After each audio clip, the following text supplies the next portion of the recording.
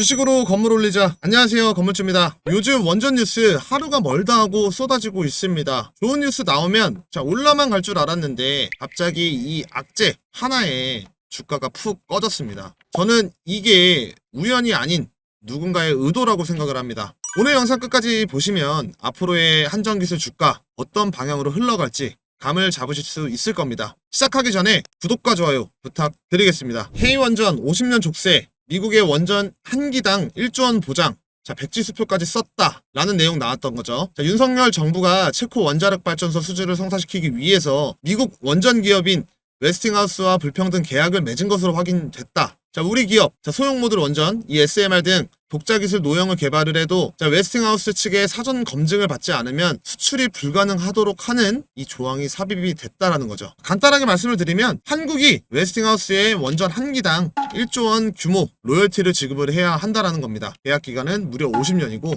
거기에다가 이 SMR 수출 시에도 웨스팅하우스 검증을 거쳐야 한다라는 건데, 이런 내용이 나오니까 이제 원전 끝났구나 라는 생각이 드실 수도 있죠. 근데 저는 그렇게 안 봅니다. 제가 어제 영상에서 이렇게 하락을 했을 때 오히려 저점 매수 기회다 라고 제가 설명을 드렸습니다. 왜냐면 웨스팅하우스는 엔지니어링 조직만 남아 있습니다. 즉 이 원전 기자재 생산 능력이 없다라는 거예요. 이 기자재를 전부 아웃소싱을 해야 되고 그 대상이 누굽니까? 팀코리아, 두산에너빌리티입니다. 게다가 300기를 짓는 미국, 시공 능력도 없어요. 결국에 이 300기라는 원전을 짓기 위해서 한국과 손을 잡을 수밖에 없는 구조라는 거예요. 그렇다면 우리가 원전 이 수주를 따내지 못하더라도 이 안에 들어가 있는 기자재는 한국 기업 목이 될 가능성이 굉장히 높습니다. 이게 악재일까요? 일단 애시당초에 이 문정부 때 탈원전을 하면서 원전 산업 자체가 망가져 있었습니다. 이 원천 기술 자체가 없었기 때문에 이런 계약을 체결을 할 수밖에 없었던 건데, 지금 이상하리만큼 기사가 많이 나오고 있다는 겁니다. 실제 한수원은 웨스팅하우스 측 자본과 조인트 벤처를 만들어 미국 시장에 진출하는 방안을 구체적으로 논의 중인 것으로 전해졌습니다. 이렇게 되면 미국 시장에 들어가지만 시공은 한국 기업이 맡을 수가 있다는 거죠. 웨스팅하우스와 협정에서 원전 건설 기술을 보유한 한국에 무조건 불리한 계약을 했다라는 주장은 사실로 받아들이기 어려운 측면이 있다. 더 큰 시장으로 나갈 수 있는 지름길이 될 수 있다. 이 측면이 크다. 라고 주장을 했습니다. 한미 정상회담을 앞둔 시점에서 웨스팅하우스와 협정 문제를 국회가 직접 나서서 대응하는 것은 국익에 도움이 되지 않을 수 있다라고 선을 그었습니다.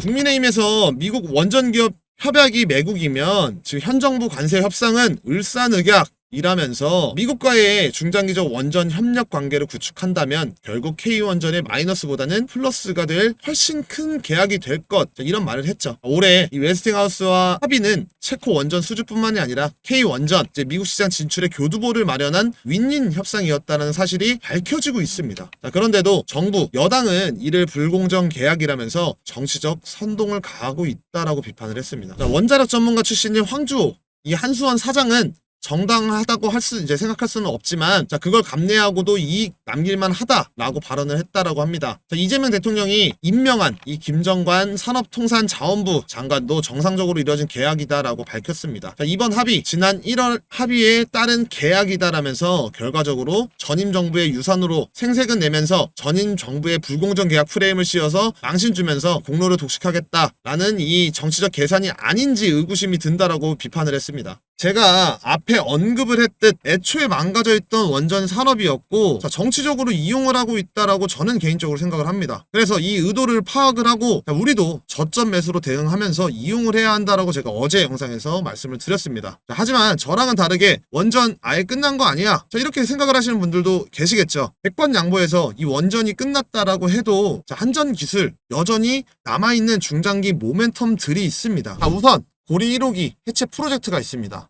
이 원전 해체 비즈니스 포럼, 국내외 원전 해체 전문가 350여 명이 모여서 해체 기술 정보로 교류를 했습니다. 고리 1호기 해체는 우리나라가 원전 해체 기술 자립과 산업화를 동시에 이룰 수 있는 첫 기회라면서 정부는 기술 개발, 인력 양성, 기업 지원 등 산업의 전반의 기반을 다져서 글로벌 해체 시장에 본격적으로 진출할 수 있도록 적극 지원하겠다라고 발표를 했습니다. 우리 1호기 해체 프로젝트, 자, 이 팀코리아가 맡아서 진행을 합니다. 자, 여기서 성공 경험을 쌓으면 해외 원전 해체 시장에 진출이 가능하다라는 거예요. 2050년도까지 588기 원전이 연구가 정지될 예정입니다. 이 해체 시장 규모만 해도 500조 원이에요. 그만큼 블루오션인데, 그렇기 때문에 우리나라 정부도 미래 먹거리를 보고 지금 적극적으로 투자를 하고 있기 때문에 확실한 상승 모멘텀 될 수 있죠. 그리고 최근에 베트남 원전 협력 이 MOU 체결을 했습니다. 자, 베트남 같은 경우에는 이 전력 수요 때문에 원전을 재개를 했고 닌투원 프로젝트 진행 중이면서 대형 원전에 더해서 이 SMR까지 이 SMR 기술도 강조를 하고 있습니다. 만약에 우리가 지금 이 베트남에서 닌투원 프로젝트를 따낸다라고 하면 단순히 대형 원전 수주뿐만 아니라 SMR 수주까지 이어질 가능성이 있습니다. 자, 그러면 이 수주 모멘텀까지 분명히 살아있다라는 거예요.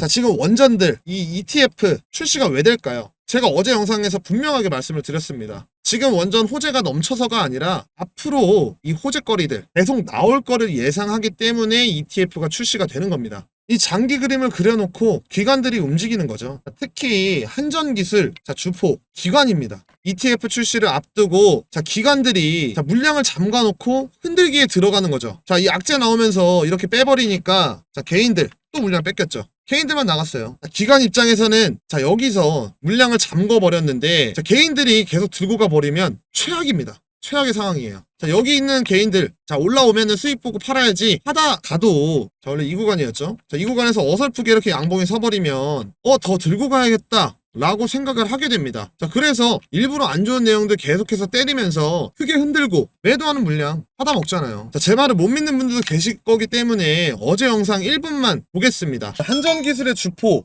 기관입니다. 자, 지금 이 ETF를 앞두고 자, 기관들이 물량을 잠궈놓고 자, 여기서 물량을 잠궈놓고 흔들기를 들어가고 있는 거죠. 왜냐면 얘네들이 수익 실현하려면 결국 주가를 쭉 올려야 합니다. 자, 이 과정에서 자, 여기서 어설프게 이렇게 양봉이 나와버리면 자, 개인 투자자들 조금이라도 지금 수익 나면 팔아야지 라고 생각을 했던 게 어느 정도 올라왔을 때 이렇게 어설프게 올라왔을 때 더 들고 가야겠다 로 바뀐다라는 거죠. 자, 이런 모습들이 기관 입장에서는 최악이다라는 겁니다. 자, 그래서 흔들면서 지금 이렇게 매도하는 물량들 받아먹고 한 번에 이런 식으로 거래량 터트리면서 쭉 올리는 전략을 씁니다. 결국 이 라인에서 최소 40% 이상 올라야 기관도 매도 타이밍을 잡을 수가 있다라는 거죠. 제가 어제 말씀드린 것처럼 자, 거래량 터트리면서 크게 끌어올리는 전략 나오고 있잖아요. 자, 여기서부터 최소 40% 여기서부터 최소 40% 올라간다라고 하면 자, 여기 넘겠다라는 겁니다. 그러면 어떻게 하셔야겠어요?